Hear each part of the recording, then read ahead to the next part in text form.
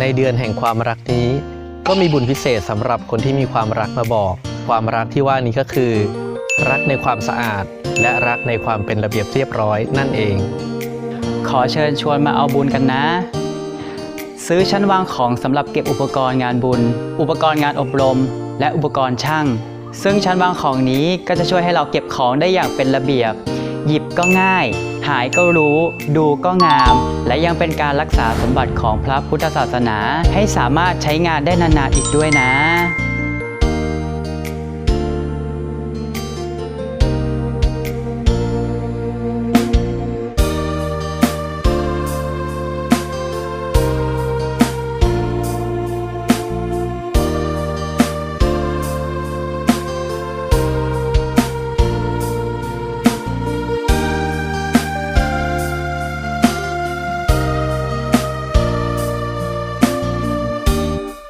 ไม่ต้องมากแค่คนละชั้นก็พอกองทุนละ199 บาทชวนกันมาเอาบุญนี้กันเยอะๆนะเจริญพรก็เรานั้นมันคนละชั้น